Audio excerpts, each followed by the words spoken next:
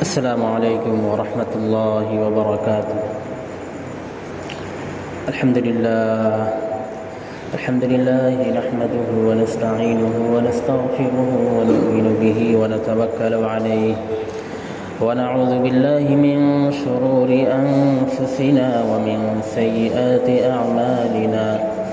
من يهده الله فلا مضل له ومن يضلله فلا هادي له ونشهد أن لا إله إلا الله وحده لا شريك له ونشهد أن سيدنا ونبينا وحبيبنا وشفيعنا محمدا عبده ورسوله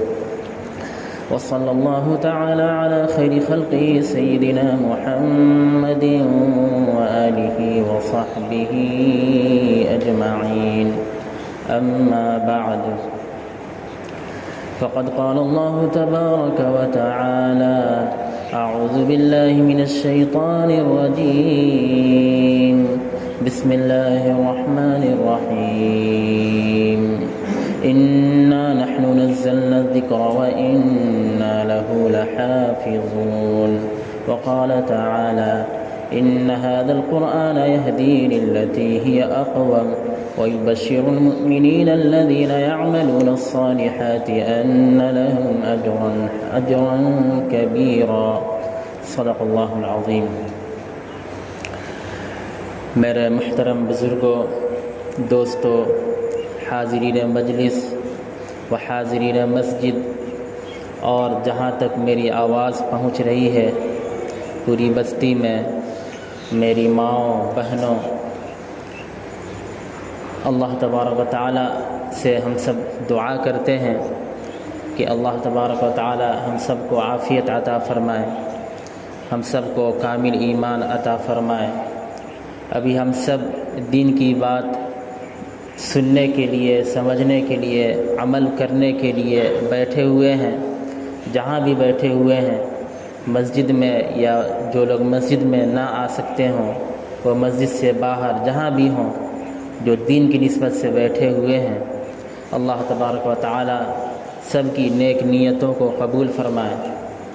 اور دنیا اور آخرت میں سرخروئی عطا فرمائے۔ جس طرح اللہ تبارک و تعالی نے ہم سب کو یہاں پہ جمع فرمایا ہے، دین کے لیے جمع فرمایا ہے،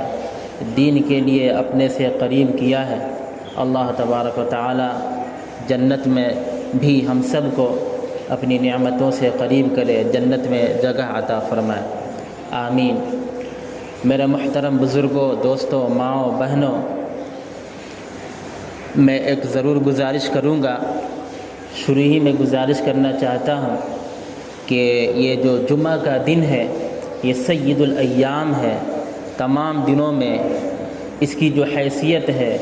وہ ایک بادشاہ کی، ایک سردار کی حیثیت ہے، یعنی تمام دنوں میں سب سے بڑا دن ہے، سب سے بہتر دن ہے۔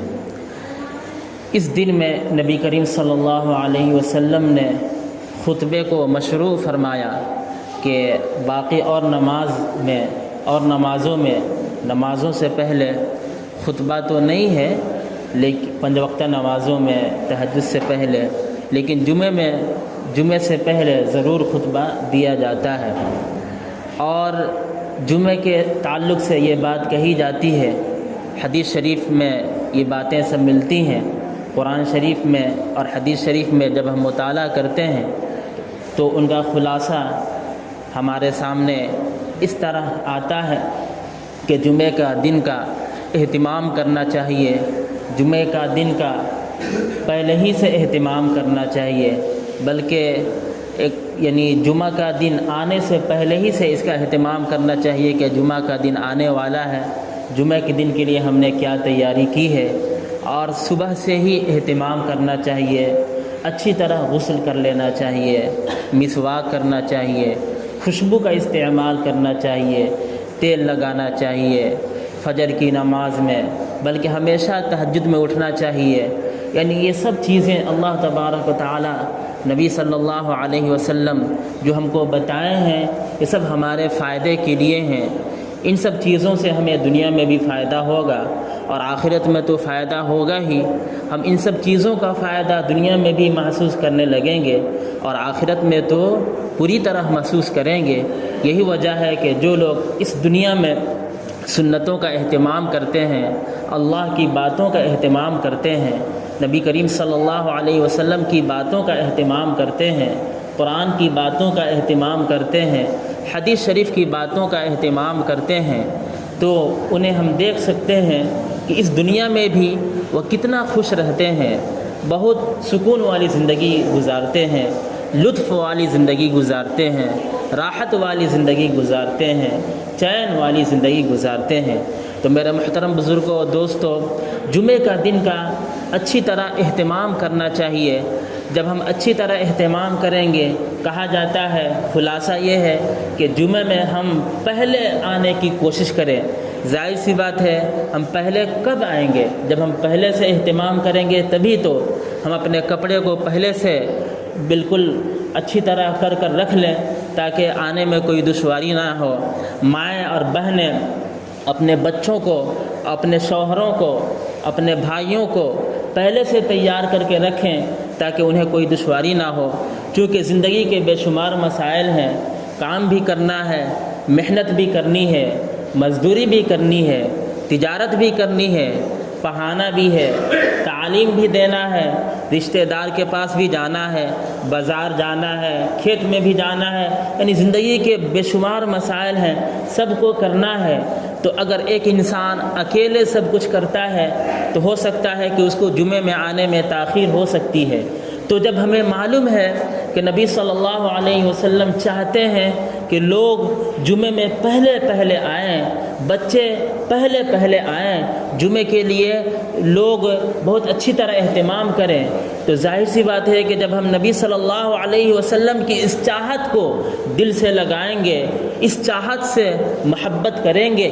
اس چاہت کے بارے میں اپنے دل میں اپنے دماغ میں سوچتے رہیں گے اور اس سے محبت کریں گے، تو ہم تڑپ اٹھیں گے اور کہیں گے کہ نہیں، یہ میرا بھائی ہے، یا میرے ابو ہیں، یا یہ میرے دادا ہیں، یا میرا بیٹا ہے، یا میرا بچہ ہے، اس کو ہم تنہا نہیں چھوڑیں گے، اس کو تو جمعے کے لیے ہمیں بھیجنا ہے، ہم بھی اس کے ساتھ محنت کریں گے، کوشش کریں گے تاکہ دین کے کام میں تعاون ہو، تاکہ نبی صلی اللہ علیہ وسلم کی چاہت میں ہماری چاہت ملے، ان کی چاہت کے تحت ہماری چاہت رہے، ان کی چاہت سے ہماری چاہت کا ایک جوڑ پیدا ہو، ایک ربط پیدا ہو۔ ہم بھی کوشش کریں گے کہ نبی صلی اللہ علیہ وسلم کی اس چاہت کو چڑھانے کے لیے، اس کو آگے بڑھانے کے لیے اپنے بیٹے کی محنت مدد کریں گے، کپڑے کو تیار کر دیں گے، کھانے وغیرہ کو تیار کر دیں گے، پانی وغیرہ کا ہم انتظام کریں گے، وہ جائیں گے کھیت میں، وہ کھیت سے لائیں گے ہمارے لیے دال چاول جو بھی کچھ لائیں گے، ان کے آنے سے پہلے ہم ان کا کپڑا تیار کر دیں گے، ان کے لیے پانی کا انتظام کر دیں گے، خوشبو تیار کر دیں گے، ان کے لیے تیل ہم تیار کر دیں گے، مسواک تیار کر دیں گے، تاکہ وہ آئے اور جلدی سے تیار ہو کر مسجد میں آئے۔ میرے محترم بزرگوں اور دوستوں، یہ سب جو چیزیں ہیں یہ اسلامی نظام کا عکس ہے۔ یہ سب جو چیزیں میں بتا رہا ہوں، یہ اسلامی جو نظام ہے، اسلامی جو طریقہ کار ہے، جو نبی صلی اللہ علیہ وسلم جو معاشرہ دے کر گئے، اس معاشرے کی یہ خوشبو ہے، اس معاشرے کا یہ اثر ہے، اس معاشرے کا یہ عکس ہے، اس معاشرے کی یہ تصویر ہے۔ ہمیں بھی اس معاشرے کے تحت زندگی گزارنی چاہیے۔ تو اب میں یہ کہنا چاہتا ہوں کہ ہفتے میں صرف ایک دن آتا ہے، جمعے کا دن، اور اس میں ہمیں موقع ملتا ہے کہ خطبہ تو ہے ہی عربی میں، چونکہ ہم عربی نہیں سمجھ سکتے ہیں، اور یہاں پہ 2 اذان دی جاتی ہے، بلکہ اذان سے پہلے ہی اذان سے پہلے ہمیں آ جانا چاہیے، لیکن اگر تاخیر ہوتے پہلی اذان کے وقت ہی آئے یا اذان کے بعد آئے، کبھی تاخیر ہو جاتی ہے، انسان ہے، لیکن کوشش کرنی چاہیے کہ پہلے ہم آئیں، اور گھر کی مائیں اور بہنیں بھی پہلے سے تیار رہیں، تو جمعے کے دن میں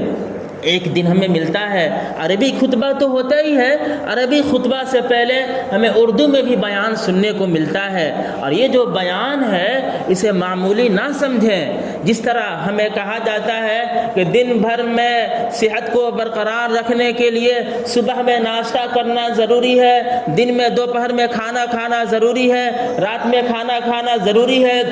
یا بعض علاقے میں تو 4 وقت 5 وقت کھانا کھاتے ہیں، نہیں تو صحت میں ان کو پرابلم آئے گا، لیکن ہمارے علاقے میں 3 وقت کھانا کھانا ضروری ہے ورنہ کمزوری آئے گی صحت میں، اور بعض علاقے میں 2 وقت بھی کھانا کھاتے ہیں اور باقی کچھ چائے وغیرہ یہ کر لیتے ہیں، یعنی وہ اس لیے کرتے ہیں کہ اگر ہم نہیں کریں گے تو ہماری صحت میں کمزوری آئے گی۔ اسی طرح اگر کوئی بیماری آ جاتی ہے تو ہمیں بتایا جاتا ہے، اور یہ آج سے نہیں، نبی صلی اللہ علیہ وسلم کے زمانے سے ہی یہ بتایا جاتا ہے کہ دیکھو یہ چیزیں نہیں کھانی ہیں اور یہ چیزیں کھانی ہیں، جو چیز کھانی ہے اس کو دن بھر میں اتنا وقت کھانا ہے۔ تو جب ہم ان چیزوں کا اہتمام کرتے ہیں تب ہماری صحت صحیح رہتی ہے، لیکن جب ہم ان چیزوں کا اہتمام نہیں کرتے ہیں تو پھر ہماری صحت خراب ہوتی ہے۔ تو ہم اپنی صحت کے لیے ان چیزوں کا ضرور اہتمام کرتے ہیں۔ تو اسی طرح سمجھیے کہ ہفتے میں ہمیں 1 دن تو موقع ملتا ہے، بلکہ ہونا تو یہ چاہیے کہ روزانہ بیان ہو، روزانہ قرآن کی باتیں ہم سنیں، روزانہ حدیث شریف کی باتوں کو سنیں، اس لیے کہ یہ جو ہماری زندگی ہے، ہماری زندگی ہماری طرف سے نہیں ہو گئی ہے، بلکہ یہ ہماری زندگی ایک امانت ہے۔ اللہ تبارک و تعالیٰ نے ہمیں سر دیا، ہمیں آنکھ دی، ہمیں سوچنے سمجھنے کی صلاحیت دی، ہاتھ پیر دیے، پورا جسم دیا، یہ ہم سے نہیں ہو گیا، یہ ہمارے ماں باپ اور دادا دادی پردادا پردادی ان لوگوں سے نہیں ہو گیا، بلکہ اللہ نے دیا تب یہ ہوا۔ آج دیکھیے کہ کتنے لوگ ہیں جو بے اولاد ہیں اور وہ کیا وہ جتن کرتے ہیں، لیکن ان کو اولاد نہیں، اس لیے کہ اللہ نے ان کے لیے اولاد نہیں لکھا ہے ان کے مقدر میں۔ یہ بھی اللہ کی ایک مصلحت ہے۔ اللہ تبارک تعالیٰ تو فرماتے ہی ہیں کہ ہم کسی کو اولاد دیتے ہیں، کسی کو نہیں دیتے ہیں، کسی کو صرف لڑکے دیتے ہیں، کسی کو صرف لڑکی دیتے ہیں، کسی کو دونوں دیتے ہیں۔ تو یہ سب یہ اللہ کی حکمت ہے۔ تو میرے محترم بزرگوں دوستو، ہونا تو یہ چاہیے کہ روزانہ ہم دین کی بات سنتے، روزانہ قرآن کی بات سنتے، لیکن ہماری غفلت ہے، کوتاہی ہے، روزانہ ہم نہیں سن سکتے، تو کم سے کم ہفتے میں 1 دن جو جمعے کے لیے ہمیں یہ موقع ملتا ہے، اس میں ہم اپنے آپ کو پوری طرح تیار رکھیں، تاکہ جمعے میں امام صاحب، مولانا صاحب، خطیب صاحب پورے 1 ہفتے سوچیں گے، غور و فکر کریں گے، اور وہ یہ دیکھیں گے کہ معاشرے کے لیے کیا ضروری ہے، ان ضروری باتوں کو قرآن حدیث سے چن کر آپ کے سامنے رکھیں گے، تو آپ اس کو سن سکیں گے، سمجھ سکیں گے، عمل کر سکیں گے۔ جب آپ ایسا کریں گے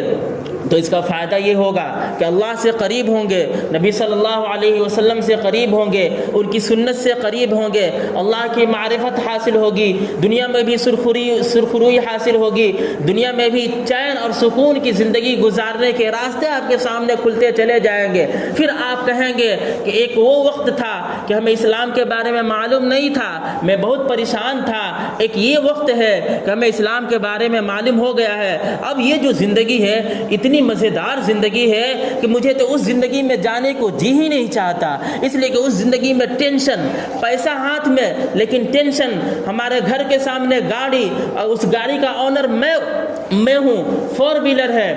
2 ویلر ہے، اس کا آنر میں ہوں، میرے سامنے تو اتنے باغات ہیں، ان کا آنر میں ہوں، میرے سامنے اتنی کھیتیاں ہیں، ان سب کی دیکھ بھال میں کرتا تھا، یعنی میں بہت مالدار تھا، لیکن چین سکون نہیں تھا۔ جب سے میں نے اسلام کو سمجھا، چین سکون کی زندگی گزار رہا ہوں۔ تو میرے محترم بزرگوں دوستو، اسلام کو جب ہم سمجھتے ہیں، اللہ کی باتوں کو سمجھتے ہیں، نبی صلی اللہ علیہ وسلم کی باتوں کو سمجھتے ہیں، ان کے مطابق زندگی گزارتے ہیں، تو یاد رکھیے بہت مزیدار زندگی ہم گزارنے والے بن جائیں گے، اور اگر ان سے ہم دور رہتے ہیں تبھی ہمیں پریشانی ہوتی ہے۔ اسی لیے تو کہہ دیا گیا ہے اور اعلان کر کے کہہ دیا گیا ہے، ڈنکے کی چوٹ کہا گیا ہے، ببانگے دہل اعلان کیا گیا ہے کہ الا ان اولیاء اللہ لا خوف علیہم ولا هم يحزنون۔ اللہ تبارک تعالیٰ فرما رہے ہیں، الا سن لو، پوری دنیا کے لوگوں کان کھول کر سن لو، یہ ایک اعلان ہو رہا ہے، اچھی طرح دھیان سے سن لو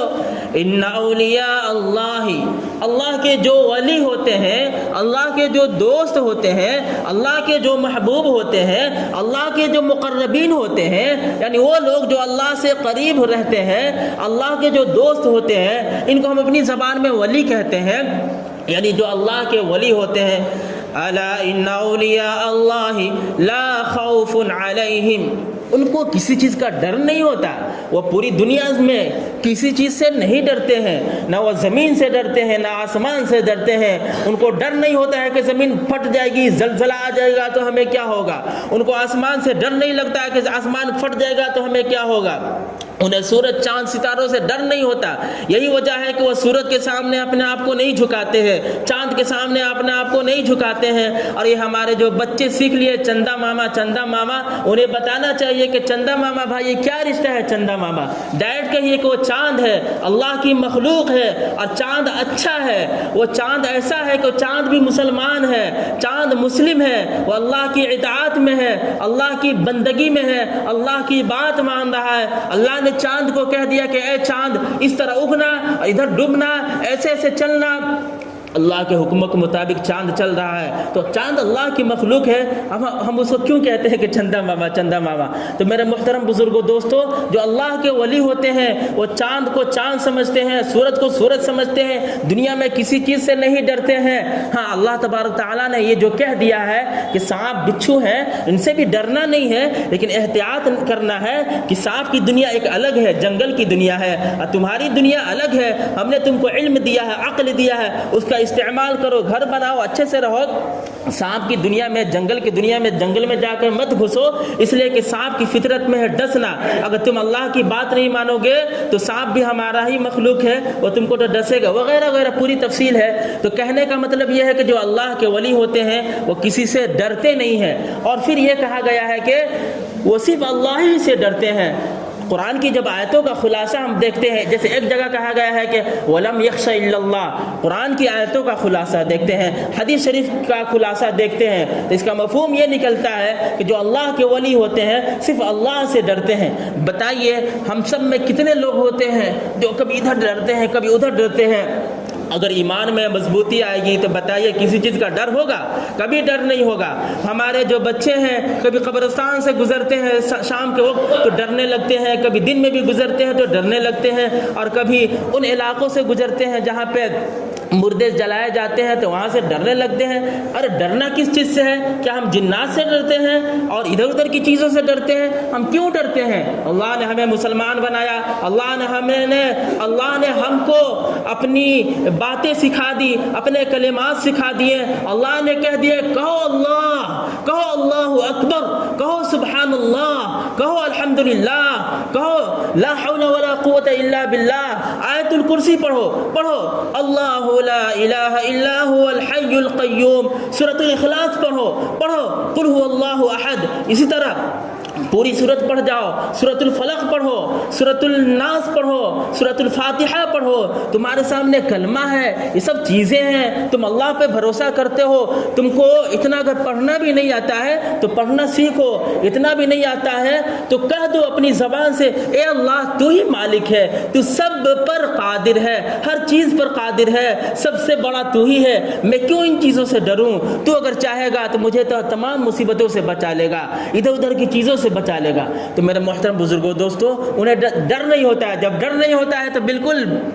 فری ہو کر زندگی گزارتے ہیں. پھر کہا گیا ہے کہ وَلَا يَحْزَنُونَ أَلَا إِنَّ أَوْلِيَاءَ اللَّهِ لَا خَوْفٌ عَلَيْهِمْ وَلَا هُمْ يَحْزَنُونَ. انہیں غم نہیں ہوتا ہے، انہیں ٹینشن نہیں ہوتا ہے، انہیں پریشانی نہیں ہوتی ہے. آج دیکھیے معاشرے میں کتنے لوگ ہیں وہ ٹینشن میں مبتلا ہیں، پریشانی میں مبتلا ہیں اور فرسٹریشن میں مبتلا ہیں. وہ کہتے ہیں کہ میں بہت پریشان رہتا ہوں، حالانکہ دیکھیے کہ ان کے پاس مال و دولت کی کمی نہیں ہے. ایک غریب انسان اگر ٹینشن میں ہے تو تھوڑی دیر کے لیے ہم سمجھ سکتے ہیں کہ وہ غریب ہے، لیکن بڑے بڑے پڑھے لکھے لوگ یعنی جو قرآن کی تعلیم نہیں حاصل کیے ہیں لیکن ادھر ادھر کی چیزیں حاصل کیے ہیں، اسلام کے بارے میں نہیں جانتے ہیں، پریشان رہتے ہیں، ٹینشن میں مبتلا رہتے ہیں، ان کے پاس پیسے کی کمی نہیں، مال و دولت کی کمی نہیں، ان سب پھر بھی وہ ٹینشن میں رہتے ہیں۔ کیوں ٹینشن میں رہتے ہیں؟ اس لیے کہ انہوں نے اسلام کو نہیں سمجھا۔ اور میں یہاں یہ بھی بتا دوں کہ ایک غریب انسان جس کو رہنے کے لیے صحیح گھر نہیں ہے، یعنی اتنا غریب ہے کہ جب بارش ہوتی ہے تو کتنے پانی کے قطرے گھر میں آ جاتے ہیں، ٹھنڈی میں کتنی پریشانی ہوتی ہے، یعنی اتنا غریب انسان، وہ غریب انسان ایسا بھی ہے کہ اس کا ایک ہاتھ کٹ گیا، اس کے ایک پیر کٹ گئے ہیں، یعنی ان سب چیزوں سے بھی پریشان ہے، لیکن جب یہ اسلام کو سمجھتا ہے، اسلام کے مفہوم کو سمجھتا ہے، اس کو ٹینشن ہوتا ہی نہیں ہے۔ اگر یہ تو قرآن کا اعلان ہے کہ وَلَا هُمْ يَحْزَنُونَ، لیکن اگر آپ تجربہ کر کے دیکھیں اپنے معاشرے میں، اسی بہار میں، انڈیا میں، بلکہ پوری دنیا میں آپ تجربہ کر کے دیکھیں، جو واقعی میں متقی پرہیزگار ہوگا اس کو ٹینشن ہوتا ہی نہیں ہے، غم ہوتا ہی نہیں ہے۔ غم اس کے پاس بھی آتا ہے، ٹینشن اس کے پاس بھی آتا ہے، مصیبت آتی ہے، لیکن فوراً وہ غور کرنے لگتا ہے، اللہ کی معرفت میں غور کرنے لگتا ہے، نبی صلی اللہ علیہ وسلم سے اس کو جو تعلق ہے اس میں غور کرنے لگتا ہے، اور وہ یہ کہنے لگتا ہے کہ اللہ نے یہ بتایا ہے، نبی صلی اللہ علیہ وسلم نے یہ بتایا ہے، یہ ٹینشن میرے پاس کیوں آتا ہے، اور ان ٹینشنوں کو دور کرنے لگتا ہے، پھر وہ دیکھیے کہ خوشحال رہتا ہے۔ میں آپ کو مثال دینا چاہتا ہوں آپ کے سامنے کہ میرے جو محسن ہیں، جن کا میرے اوپر بہت بڑا احسان ہے، میرے استاذ محترم جو ابھی رحمۃ اللہ علیہ ان کو کہا جائے گا وہ قبر میں ہیں، 2014 میں ان کا انتقال ہوا، مولانا عبد الحمید قاسمی رحمۃ اللہ علیہ بیماری کی حالت میں تھے، بہت پریشانی کی حالت جو ہوتی ہے، یعنی کھانا بھی ناک سے اس طرح پائپ سے جاتا تھا، لیکن ان کو میں سنا، اپنے کان سے میں نے سنا وہ لا الہ الا اللہ محمد رسول اللہ پڑھتے تھے، اور میں وہاں پہ نہیں تھا، میں باہر تھا ادھر کیرلا کی طرف، بعد میں آیا مجھے پتہ چلا کہ مصیبت کی حالت میں بھی الحمدللہ الحمدللہ، یعنی وہ شکایت اپنی زبان پہ لا ہی نہیں رہے تھے، یعنی اتنا ان کو چین تھا، سکون تھا، باتیں نہیں کر پا رہے تھے لیکن کلمہ پڑھ رہے تھے، اور بہت اچھے وقت میں ان کا انتقال ہوا، جو انعام کی رات ہوتی ہے، یعنی رمضان کے بعد جو اخیر میں چاند رات ہم کہتے ہیں، اس رات میں ان کا انتقال ہوا، اور دوسرے دن عید کی نماز تھی، عید کی نماز ادا کی گئی، اور وہ جمعہ کا بھی دن تھا، شاید غالباً جمعہ کا بھی دن تھا، یعنی اتنے اچھے وقت میں ان کا انتقال ہوا، بہت اللہ کے ولی تھے، متقی تھے، پرہیزگار تھے۔ کہنا میں یہ چاہتا ہوں کہ وہ اللہ کے ولی تھے، ان کو ٹینشن نہیں تھا۔ اگر آپ دیکھیں گے، ان کا جائزہ لیں گے، ان کے گھر والوں کا مال و دولت کا، تو ان کے پاس اتنا مال و دولت بھی نہیں ہے لیکن ٹینشن نہیں، تو کیوں ایسا؟ اس کا مطلب یہ نہیں کہ مال نہیں کمانا ہے، تجارت نہیں کرنی ہے، میں نے تو کہا ہے کہ سب کچھ کرنا ہے، لیکن سوال یہ ہے کہ ہم پریشان کیوں رہتے ہیں؟ پریشان اس لیے رہتے ہیں کہ ہم نے اسلام کو سمجھا نہیں۔ جب ہم اسلام کو سمجھیں گے، اللہ کی باتوں کو سمجھیں گے، نبی صلی اللہ علیہ وسلم وہ ہم سب کے پیارے محبوب ہیں، وہ ہمارے لیے، ہماری ترقی کے لیے راستے بتا کر گئے، ہم ان کو سنیں گے نہیں، سمجھیں گے نہیں تو ہم تو پریشان رہیں گے۔ ان کی باتوں کو سنیں گے، سمجھیں گے، عمل کریں گے تو پھر ہمارے لیے راستے کھلتے چلے جائیں گے۔ تو میں یہی گزارش کرنا چاہوں گا کہ ہمیشہ ہر ہفتہ پہلی اذان سے پہلے تمام لوگوں کو تیار رہنا چاہیے۔ جو معذور ہیں، آنے میں تاخیر ہوتی ہے تو عذر تو سب کے پاس، بہت سے لوگوں کے پاس عذر رہتا ہے اور عذر کو قبول بھی کیا جاتا ہے، لیکن اللہ نے جن کے پاس صلاحیت دی ہے وہ کوشش کرے کہ ہم پہلی اذان سے پہلے آ جائیں، پہلی اذان سے پہلے آ جائے یا اذان کے وقت آ جائے۔ جو مائیں بہنیں ہیں وہ پہلے سے تیار ہو کر اپنے بچوں کو بھیج دیں اور گھر میں بیٹھ کر بہت سکون کے ساتھ سنیں، بیان کو سنیں، پھر دیکھیے کہ زندگی میں انقلاب آئے گا۔ یہی وجہ ہے، اب میں آنا چاہتا ہوں ایک خاص موضوع پہ، یہی وجہ ہے کہ آج فلسطین کے جو مسلمان ہیں، آپ جو نیوز میں دیکھ رہے ہیں کہ اتنی مصیبتیں آ رہی ہیں، اتنی پریشانیاں آ رہی ہیں، تمام پریشانیوں کے باوجود، تمام مصیبتوں کے باوجود وہ ڈٹے ہوئے ہیں، ٹس سے مس نہیں ہو رہے ہیں۔ بتائیے کہ اسرائیل کے پاس کتنی طاقت ہے، بڑی بڑی جو طاقتیں ہیں، بڑی بڑی جو حکومتیں ہیں، وہ اسرائیل سے ڈرتی ہیں کہ اگر ہم کچھ بولیں گے، صرف بولیں گے، یعنی ہتھیار نہیں اٹھانا ہے، صرف زبان سے کچھ بولیں گے، اسرائیل کے لوگ پتہ نہ کیا کیا کر دیں گے، وہ ہم سے ناراض ہو جائیں گے، یعنی بڑی بڑی حکومتیں ڈرتی ہیں۔ لیکن فلسطین کے مسلمان وہ اللہ کی جو بات ہے اس کو بلند کرنے کے لیے، قرآن کو بلند کرنے کے لیے، مسجد اقصی کی حفاظت کرنے کے لیے، اس کا احترام باقی رکھنے کے لیے، اللہ کا نام بلند کرنے کے لیے، نبی صلی اللہ علیہ وسلم کا نام بلند کرنے کے لیے، تمام انبیاء کرام کی حرمت کو بچانے کے لیے، ان کا نام بلند کرنے کے لیے، ان کے کلمے کو بلند کرنے کے لیے، ان کے میسج کو بلند کرنے کے لیے، یعنی اسلام کی حفاظت کے لیے ان کو کوئی ٹینشن ہی نہیں ہے۔ اپنی جان کی قربانیاں دے رہے ہیں، بچوں کی قربانیاں دے رہے ہیں۔ نیوز میں تو آپ بار بار دیکھتے ہیں کہ چھوٹے چھوٹے بچے ہیں، بلکہ نیوز میں اتنا تک مجھے خبر پہنچی کہ ایک عورت تھی، اس عورت کو چونکہ ایک ہیبت ہوتی ہے، ڈر تو جو میں نے بتایا ایسا نہیں، لیکن ایک ہیبت ہوتی ہے، اچانک تو کچھ ہیبت ہوتی ہے جس کی وجہ سے پیٹ میں سے بچہ نکل گیا، یعنی ابھی اس کا وقت نہیں ہوا تھا، جیسے 9 مہینے میں بچہ پیدا ہوتے ہیں اس طرح وقت نہیں ہوتا ہے، جیسے کہتے ہیں نا کہ بچہ پھینک دیا تو بچہ اس طرح نکل گیا، حمل ضائع ہو گیا، یعنی چھوٹے چھوٹے جو جنین بچے ہیں، ایسے ایسے بچوں کو بھی لوگ قربانی دے رہے ہیں، ان کی قربانی دے رہے ہیں، اپنی جان کی قربانی دے رہے ہیں۔ ایک گھر ہے، اس گھر میں سے کتنے ہی لوگ شہید ہو گئے، لیکن ان کو دیکھیے کہ بہت مزے سے قرآن کی تلاوت کر رہے ہیں، اس لیے کہ جب قرآن کی تلاوت کر رہے ہیں، اللہ سے باتیں کر رہے ہیں، اللہ ان کی باتوں کو سن رہا ہے، وہ اپنی باتیں اللہ سے بتا رہے ہیں، اور پھر اللہ کی باتیں اللہ کو سنا رہے ہیں، اللہ کی باتوں کو اپنی زبان سے پڑھ رہے ہیں اور اپنے کان سے سن رہے ہیں، اپنے دل و دماغ میں اس کو بٹھا رہے ہیں، دماغ سے سوچ رہے ہیں، دل میں اس کو جگہ دے رہے ہیں۔ ان کو ٹینشن کس چیز کی؟ اسی لیے دیکھیے ان کے چہرے پہ مسکراہٹ ہے، وقتی طور پر انسان ہے، انسان کی فطرت میں ہے، کبھی آنسو نکل جاتے ہیں، کبھی گھبرا جاتا ہے، لیکن ان کا ایمان اتنا مضبوط ہے کہ وقتی طور پر تو ایسا ہوتا ہے، پھر اپنے دھیان کو اللہ کی طرف کرتے ہیں، اپنے کو سنبھالتے ہیں، ان کے چہرے پہ دیکھیے ایسا لگتا ہے کہ کوئی پریشانی نہیں ہے۔ سوال یہ ہے کہ ایسا کیوں ہوا؟ ان لوگوں میں بھی پہلے برائیاں تھیں، لیکن محنتیں کی گئیں، دین کی باتیں ان تک پہنچائی گئی، بتایا گیا۔ انسان ہے، جہاں بھی دیکھیں انسان سے تو غلطیاں ہو جاتی ہیں، لیکن انسان اچھا وہی ہے جو غلطیوں کو چھوڑ کر صحیح راستے پر آتا ہے۔ وہ لوگ صحیح راستے پر آئے، ایمان کو سمجھے، قرآن کو سمجھے، نبی صلی اللہ علیہ وسلم کی بات کو سمجھے۔ اب وہ اتنا کہہ رہے ہیں، بار بار کہہ رہے ہیں کہ اللہ کے لیے، دین کے لیے، مسجد اقصی کے لیے، اللہ کے نام کے لیے، محمد صلی اللہ علیہ وسلم کے پیغام کے لیے میرا سب کچھ قربان، گھر بار قربان۔ آپ دیکھیے کہ یہیں پہ گھر گرا ہوا ہے، یہیں پہ بیٹھ کر آرام سے ہے، کوئی ملبے کے نیچے دبا ہوا ہے، لیکن دیکھیے کہ